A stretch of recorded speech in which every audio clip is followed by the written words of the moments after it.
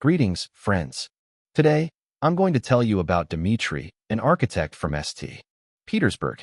He is a man shaped by the aesthetics of a Russian metropolis, a connoisseur of stoic lines, the city's well-lit courtyards, and the brilliant logic of apartment block living. For him, an apartment in the historic center, with its central heating and walking distance access to everything, was the pinnacle of urban design. And so this advocate for collective living, on a work exchange, flies to a suburb of Chicago, Illinois. He isn't handed keys to a high-rise apartment with a view of Lake Michigan, but to a typical American house in a quiet town like Naperville. The moment he first stepped onto the perfectly manicured lawn in front of his house, it wasn't just an internship that began. It was the painful but sobering destruction of his faith in the superiority of the European model of life. This isn't a story about square footage. It's a story about what true personal freedom and sovereignty really mean. And what Dmitry would come to understand while tending to his own lawn would forever change his professional and personal view of the world. To understand Dmitry's initial horror, you have to immerse yourself in his world. A world where life is built vertically. His apartment in St. Petersburg is an elegant cell in a massive organism. He wakes up in the morning to the hum of the city, not the singing of birds. He doesn't have to think about the temperature of his radiators. A faceless but reliable central system takes care of that. Hot water simply flows from the tap. It's a given, like the sunrise. He takes his trash to a communal dumpster in the courtyard. All household problems are solved collectively through a management company. This seemed to him the height of efficiency. Why does every person need their own furnace, their own water heater, their own patch of land to maintain? It's irrational. The American suburb, with its endless rows of identical houses, seemed to him an architectural nightmare, a symbol of mindless consumerism and total isolation. He was convinced that the people in these houses were lonely and unhappy, cut off from each other by their white picket fences. Dmitry walked into his new temporary home, and he was immediately seized by a feeling of anxiety. Silence. Not the muffled silence of the city, but a ringing, absolute silence, broken only by the hum of the refrigerator. The space felt pointlessly huge.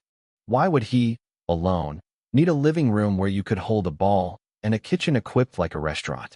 Why a two-car garage when he didn't even have a bicycle? He went down to the basement and saw a complex system of pipes, wires, a boiler, and a furnace. This was his own personal hell. His whole life, he had been spared from thinking about this stuff. But here, if any of these things broke, it was his personal problem.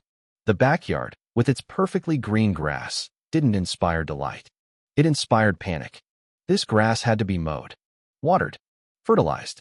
This wasn't a relaxation zone, it was a second job.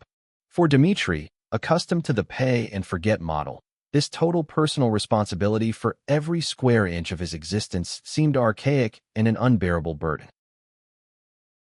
But as the days went by, strange things began to happen. One evening, sitting on his porch, he saw his neighbor, a man named Bob, tinkering with something in his garage.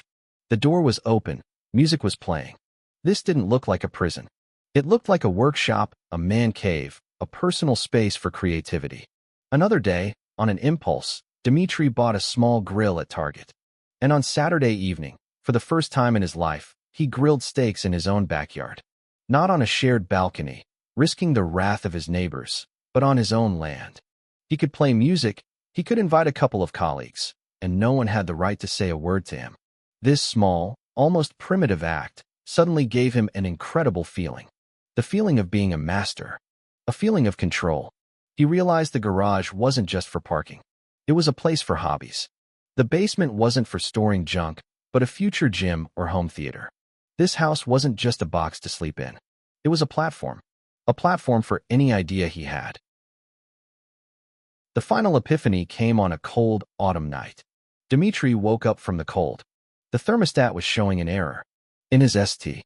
Petersburg life, this would have meant calls to the emergency service, complaints, and a long wait. Here, after an hour of panic and watching a few YouTube videos, he managed to restart the system himself. And when warmth began to spread through the house again, he didn't feel relief. He felt pride. He wasn't dependent on a faceless system. He had handled it himself. And in that moment, He understood the fundamental difference. An apartment in a European metropolis is a comfortable, convenient dependency. It's living by someone else's rules. An American house is absolute, sometimes difficult, but complete sovereignty. It is your fortress, your kingdom, where you are the sole lawmaker. And that proverbial white picket fence, it isn't a wall isolating you from the world. It is the border of your personal sovereignty.